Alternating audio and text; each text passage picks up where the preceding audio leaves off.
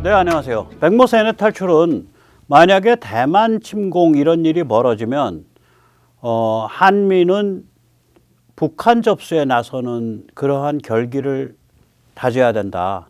그래야 오히려 이 지금 상태, 즉 평화가 유지될 수 있다. 이런 주장을 해왔죠.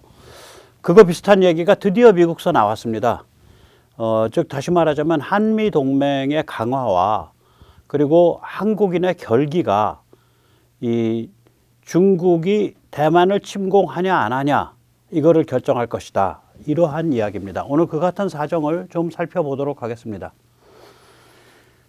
먼저 이제 대만 침공이 벌어지면 이제 그 주한미군은 어떻게 되냐, 뭐 한국의 역할은 뭐냐. 다시 말하자면 대만 침공이 벌어지면 한국도 참전해야 하나, 또 후방 지원만 해야 하나, 또 주한미군 중 일부가 움직이지 않나, 그러면 공연히 한국에 끌려 들어가는 거 아니냐, 뭐 한국에 있으면서 왜 주한미군이 움직이냐, 뭐 그런 얘기들이 좀 있죠. 이게 좀 말하자면 이제 그 전체를 보지 못하는 단견입니다. 그래서 오늘 그 같은 이야기를 하나하나 좀 짚어보도록 하겠습니다. 이 주한미군은 당연히 움직여야 합니다. 그게 GPR 개념입니다. 이게 이제 2000년대 초에 미국이 이제 들어온 개념인데요. 문자 그대로는 이제 해외 주둔 미군 재배치 검토, 그러니까 United States Military Global Posture Review입니다. 이를 이제 역내 접근, Regional Access라고 부르는데요. 이제 막강한 근거지를 두고 역내에서 유동적으로 움직인다는 개념입니다. 평택 캠프 험프리 지금 이제 그 저기서 나오는 동영상에서 나오는 이제 평택 캠프 험프리가 세계 최대의 미 육군 기지입니다. 동아시아가 미 육군의 센터이죠. 그 동아시아 미 육군의 센터입니다. 이 캠프 험프리가. 그래서 주한 미 육군에 이것이 결정되고 나서 공격 헬기 대대가 들어왔고요. 그 다음에 이것이 결정되고 나서 이제 그 포병 사단 본부가 이게 2020년 9월에 들어왔습니다. 이 덕분에 워싱턴주에 있던 제2보병 포병사단이 본부를 평택 그 캠프 험프리로 옮겼습니다. 즉 GPR은 주한미군이 한국뿐 아니라 동아시아의 영내 충돌이 일어나면 투입된다는 그러한 그 전략을 뜻합니다. 이게 주한미 공군에서는 더 그렇겠죠. 육군뿐만 아니라. 예. 그래서 당연히 주한미군이 대만 충돌이 일어나면 일부 움직입니다. 대만 침공이 일어나면. 그건 우리가 당연한 걸로 생각을 해야 되고요. 그게 주한미군이에요. 그 미군이 그러한 개념을 GPR 때 확정을 시킨 거예요. 그럼 이제 뭐 원망하는 마음도 좀 들죠. 왜 한국에 들어와 있는 주한미군이 한국 땅이 아닌 다른 곳에 전쟁하러 나가냐. 네, 그거 원망을 우리 그동안 줄곧 우파를 하셨던 분들은 원망할 자격이 있는데, 이거 누가 들어왔냐. 네, 노무현 대통령이 들어왔습니다. GPR 개념에 적극 찬동하고 세계 최대의 미군 기지 캠프 험프리스를 내준 사람이 노무현입니다. 그러니 이제 중국이 대만 침공할 때 주한미군이 움직인다는 사정을 두고 친미주의자 윤석열, 미제국주의자 똥개 윤석열 이렇게 비판하면 안 되죠. 그런 비판하려면 윤석열이란 세 글자를 노무현으로 바꿔야 됩니다. 아들 부시가 노무현 추모제에 와서 이렇게 그림 들고 와서 앉아 있었던 게 그냥 공연히 한 일이 아니에요. 그 아들 부시 때 저 GPR 개념이 들어왔거든요. 그 미국의 GPR 개념을 가장 잘 이해하고 손뼉 맞춰준 외국 지도자가 의외로 노무현이었습니다. 예, 우리가 그건 인정을 하고 넘어가야 돼요. 자, 그런데 이제 그 대만 침공 때 그럼 주한미군의 참가는 그렇다 치고 한국의 역할은 뭐냐? 네, 대만 침공이 벌어지면 한반도 서해는 온전할까? 또 여기서도 전쟁이 일어나지 않을까? 이게 이제 진짜 우리가 생각해야 될 이슈죠. 예. 먼저 이 이슈를 생각하기 전에 요새 필리핀에서 일어나고 있는 변화를 좀 주목할 필요가 있습니다. 네. 필리핀의 경우 이제 한반도와 달리 문제가 단순 명료합니다. 예. 첫째, 필리핀이 대중포위에 참여할 것인가? 그 다음에 필리핀이 미군에 기지를 제공할 것인가. 필리핀은 이렇게 단순 명료한 문제예요. 왜 그러냐면 필리핀이 워낙 이 대만과 가깝기 때문에 그 필리핀에 미군 기지를 제공한다는 뜻은 필리핀이 대만 침공이 일어났을 때 직접적 관계가 된다는 걸 뜻합니다. 그래서 요번에 이제 그 올해 초에 그 오스틴 국방장관이 갔었죠. 예, 우리나라를 들리고 갔던가 그렇죠. 같이 순방을 했죠. 예, 그 스케줄 안에서. 지금 이 지도에 나와 있는 카가얀 루선섬 맨 위에 있는 거 거기는 필리핀하고 불과 400km밖에 떨어져 있지 않습니다. 왼쪽으로 와가지고 잠발레스, 네, 왼쪽으로 와서 잠발레스요. 거기는 스카보로 암초지대 바로 앞이죠. 그다음에 그 아래 내려가서 이제 그 섬이 하나 따로 떨어져 있죠. 거기에 이제 팔라완이라고 있죠. 거기는 그 중국이 그 이상한 짓 해놓은 예, 그 스프래틀리 군도 바로 앞입니다.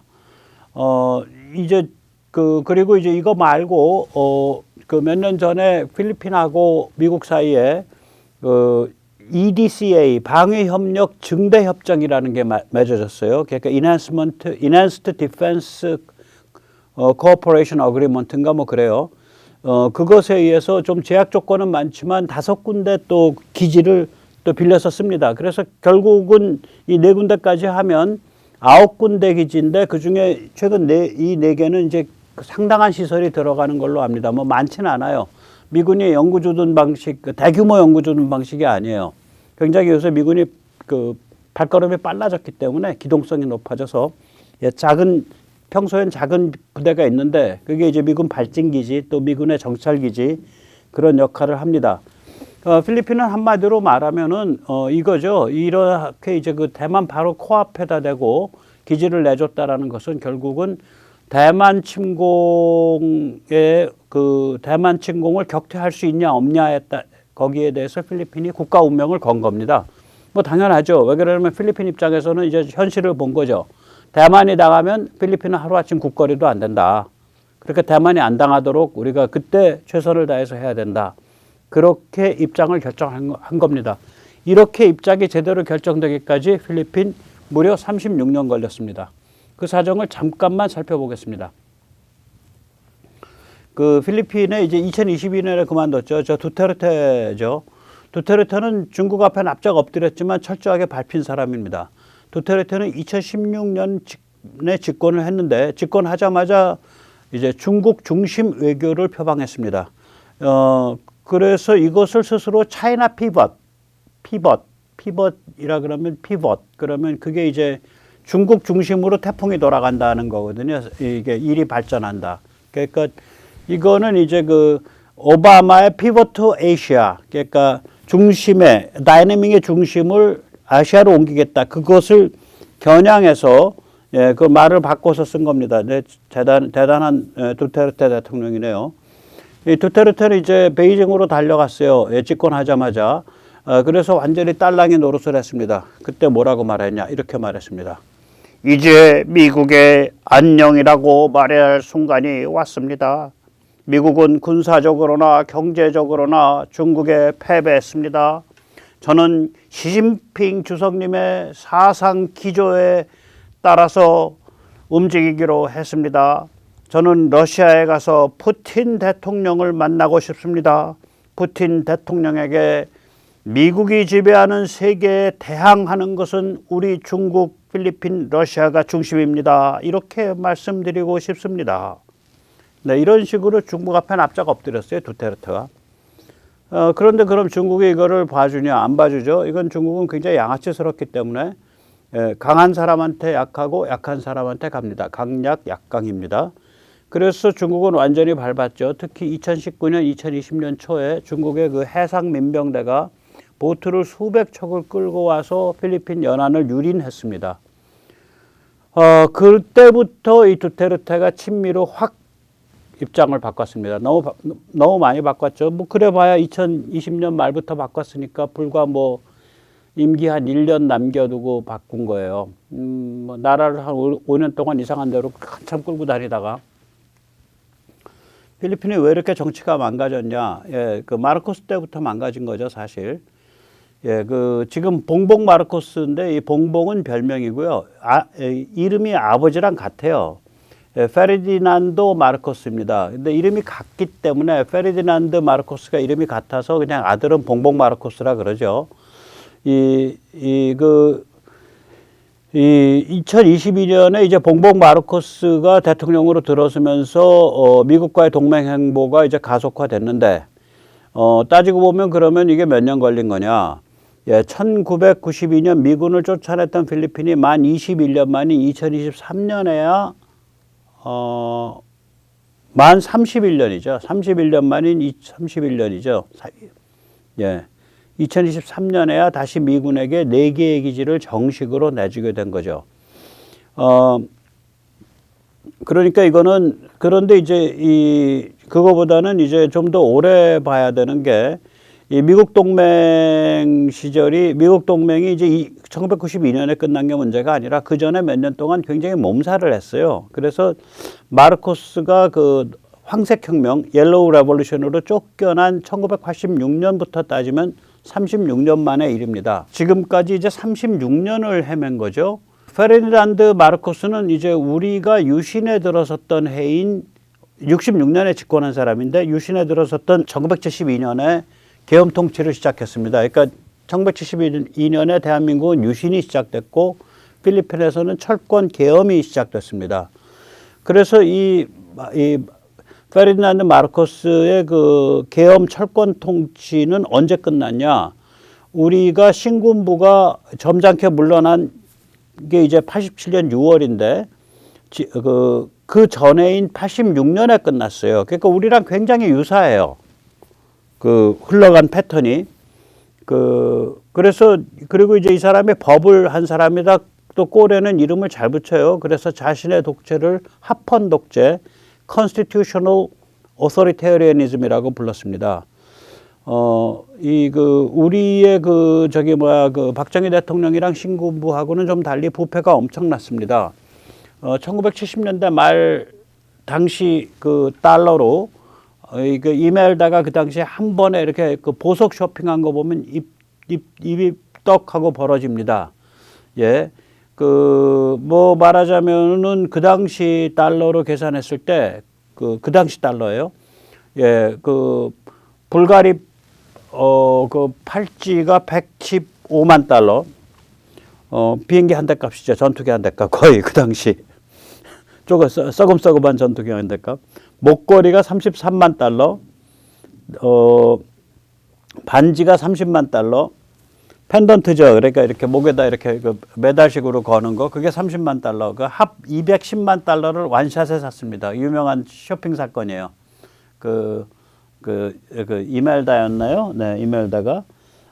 저기 사진에 보면 이제 레이간 대통령을 가서 이제 백악관으로 가서 두 부부가 레이간을 만난 그러한 사진인데, 사실은 레이간이 저 마르코스를 날린 거예요. 그냥 뒀다간 공산혁명 간다. 그때 이제 굉장히 급진 무장 세력이 많이 설쳤어요. 그래가지고 이제 레이간이랑 이제 레이간 정부가 이제 보호해서 아키노 상원의원의 미망인인 코리 아키노를 이제 마닐라로 보내가지고 이제 뒤집어 엎는 시위를 벌이게 하고, 그 시위가 일어나니까 레이간이 마르코스한테 딱 전화해서 이렇게 말을 했습니다. 야, 미국으로 망명해. 그만둬. 깨끗이 그만둬. Cut it out. Cut it out clean. 그거를 설득을 한 게 레이간이었습니다. 이런 일이었어요. 레이간이 이제 레이간 정부가 한국과 미국의 민주화에 굉장히 큰 영향을 끼쳤다고 봐요. 제가 보면은 그 당시에 이제 그때는 신문이 8면을 발행할 때인데, 제가 그때 신문 기자였거든요. 외신부 기자였는데, 8면 발행할 때인데, 86년도 필리핀의 황색혁명 보도가 1면에서부터 3면까지를 다 점령해요. 신문의 8분의 3이 그거예요. 매일. 그러니까 조중동이 나서가지고 그걸 계속했어요. 그럼 이 사람들이 착해서 그랬냐? 아니에요. 제 기억이 생생한데, 그때 편집국장이나 외신부장은 거의 매일 미 국무부 직원을 만났습니다. 이건 이제 극비인데, 예. 그러니까 그때 이제 미 국무부가 대사관 직원이 아니죠. 미 국무부 산하에서 이런 민간 쪽 작업을 하는 아주 고급진 조직이 있어요. 지금도 아마 활동을 할 텐데 미 문화원 USIS라고 United States Information Service라고 USIS가 그런 일을 하는데 거기 그 학력들이 보통이 아니에요. 뭐 광주 미 문화원 원장쯤 되면 저희가 나중에 90년경에 누구 소개로 한번 만난 적이 있는데 굉장히 아름답게 생긴 하버드 박사 출신이에요. 굉장히 고급진 인력들이 나와 있다고 이 사람들이. 그래서 그 서울 미 문화원 원장이나 이런 사람들하고 수시로 만나요. 이 조중동 간부가. 그 당시에는 이제 한국일보가 더 셌죠. 80년대 중반에는 저는 이제 한국일보였는데 그때 언론 육사였는데 그 언론 육사라고 불렀습니다. 거기를 거의 뭐 일주일에 몇 번씩 만나요. 그러니까 이제 그쪽이랑 튜닝을 하는 거예요. 이게 참고로 조중동이 이제 맛이 어떻게 간 거냐면은요. 지난 30년 동안 세월이 좀 그러니까 그렇게 미국 라인을 가지고 이야기하던 그걸 위세를 빌려 가지고 국내 정치를 주물른 거거든요. 그러다가 중국이 세지니까 이제 미국 라인도 하고 중국 라인도 하고 마치 이제 김일성 전술이랑 똑같은 거죠. 김일성이 중국 라인도 쓰고 소련 라인도 쓰듯이 조중동도 미국 라인 그다음에 중국 라인 둘 사이에서 둘을 같이 가지고 노는 주체 언론을 하려고 그런 겁니다. 그러니까 북한에 주체 삥뜯기가 있다 그러면은 이제 남한에는 조중동이 그 모델을 정립한 이제 그 주체 언론이 있는 겁니다. 네, 그렇게 생각하시면 되고요. 여기서 잠시 세뇌 탈출 자유구독료 부탁 말씀 올리겠습니다. 예, 아시다시피 세뇌 탈출은 광고가 잘 붙지 않습니다. 예, 광고가 붙더라도 좀 늦게 붙는 경향이 있습니다. 도와주시면 참으로 다 어려울 때인데 예, 보다 좋은 컨텐츠로 찾아뵙는데 커다란 힘이 되겠습니다. 감사합니다. 자, 이제 필리핀이 저런 이제 몸살, 그러니까 마르코스가 86년에 그만두고 나서 굉장히 헤맸어요. 왼쪽으로 많이 기울은 거예요. 그러니까 두테르테 같은 인간까지 나온 거죠. 그러면 86년부터 시작을 해서 이제 천천히 반미로 흘러가요. 그래서 나중에 이제 그때가 코라손 아키노 때인데 그 미군 기지 보고 야 기지 사용료 내놓으라고 이제 떼를 써가지고 그걸 엄청 올렸어요. 그래서 미군이 확 야마가 돌아서 그 아시아 최대의 그 해군 기지였던 수빅 그리고 아시아 최대의 공군 기지였던 그 당시에 거기 그 기지 이름이 뭔가 앤드루스인가? 네, 그 수빅 바로 옆이에요. 거기서 철수해 버렸죠, 미군이. 그게 1992년 일입니다. 그리고 나서는 아주 냉랭해요, 미국과의 관계가. 그게 이제 그러니까 86년 이후부터 냉랭했던 거예요. 그 상태가 2022년까지 이제 36년 동안 이어져 오다가 요번에 이제 저 미군한테 기지 4개 내주면서 완전히 팔이 바뀐 거예요. 저걸로서 이제 무슨 일이 발생한 거냐면 미국의 이제 대중 포위망이 완성이 된 거죠. 이제 그게 오스트레일리아가 이제 올라붙어 가지고 인도네시아와 인도네시아 앞바다 그리고 싱가포르 앞에 말레카해협 이 근처 그러니까 다시 말하자면 인도네시아를 우회할 수 없도록 하면서 말레카해협을 감당하는 게 전체 이 서태평양의 그 오스트레일리아의 역할이에요. 그리고 이제 일본은 동중국을 감당을 하고 근데 남중국에 미국이 발을 붙일 데가 없는 거라 이게 베트남이랑 미국이 뭐 로널드 레이간호가 들어가긴 했지만 기항은 한번 했죠. 방문은 한번 했지만 최근에 그게 뭐 좀 정당 그 정치가 좀 개판이잖아요. 국가에서 떠드는 소리는 저거랑 똑같아요. 그 베트남이 그 중국 공산당이랑 똑같아요 거의.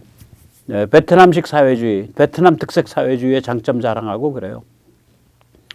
그런데다가 이제 군사기지 둔다는 게 이상하죠. 그래서 남중국해 쪽에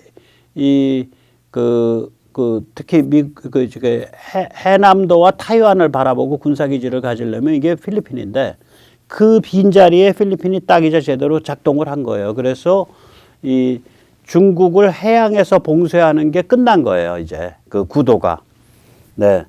자, 여기서 이제 우리랑 좀 비교를 해보면 그 시기, 그러니까 필리핀은 우리가 유신 들어간 시기에 계엄에 들어갔고, 그 다음에 필리핀이, 길거리에 그 혁명에 의해서 그 계엄 통치를 하던, 사실 기술적으로는 계엄이 81년인가 2년에 끝나는데 그 다음에도 법이 계엄이랑 똑같아. 그래서 결국은 계엄 통치로 보면 되는데 그 필리핀이 계엄 통치가 86년에 끝났고 우리는 신군부가 민주화로 이렇게 뒤로 물러서기 시작한 게 87년이에요. 그럼 거의 시간이 비슷하잖아요. 그런데 왜 굉장히 큰 차이가 있어요. 그 이제 몇 가지 말씀드리고자 합니다. 그 독재라고 다 같은 독재가 아니죠.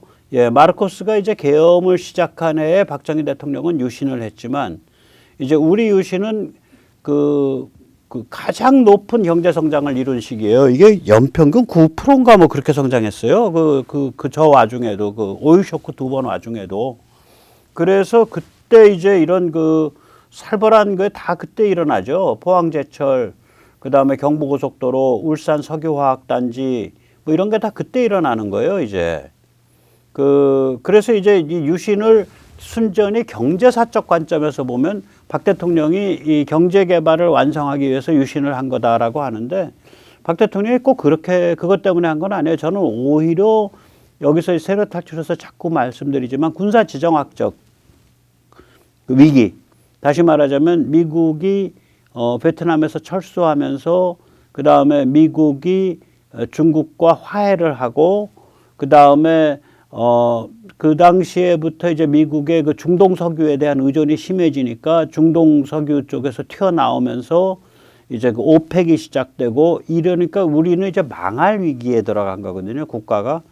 그게 더 중요하죠. 예, 그 군사지정학적인 세계 정세의 위기가 대한민국이 망할 상태입니다. 그래서 그런 망한 자리에 들어간 나라가 이렇게 남들은 망할 거다라고 본 시기에 이렇게 엄청난 발전을 이뤘고요. 예, 뿐만이 아니라 이게 이제 일종의 이제 말하자면 독재인데 독재면은 뭐가 좀 불투명하고 자기 입장이 자꾸 강화되는 방식으로 조치를 취해야 되는데 경제 투명성 제고를 위해서 부가가치세를 도입하죠. 그게 77년부터인가 실행되죠. 그게 말하자면 이제 정치적 자살이죠.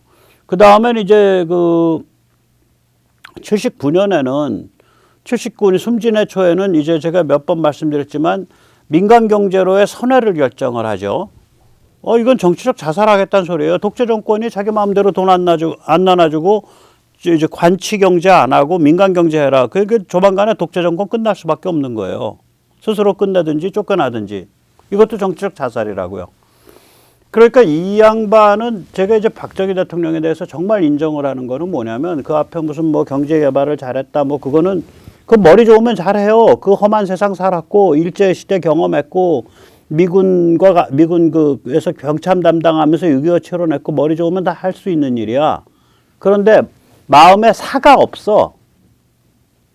사가 없으니까 그 사사로움이 없으니까 자기의 정치적 자살을 의미하는 개혁 정책들을 그 어려운 유신 시절에 계속 한단 말이에요. 아까 말씀드렸듯이 저거부터 했고 먼저 이제 부가가치세, 그 다음에 이제 돌아가시는 해에는 민간주도 경제로 바꾸는 선회 과정을 하죠. 그걸 이제 밀고 나가서 경제를 안정화시키고 선진국 대열에 딱 집어넣은 사람이 전두환이죠. 그 정책이 당시에는 안정화 정책이라고 불렸어요. 예. 그러면 이제 우리랑 비교를 해보면은 이게 뭐냐면은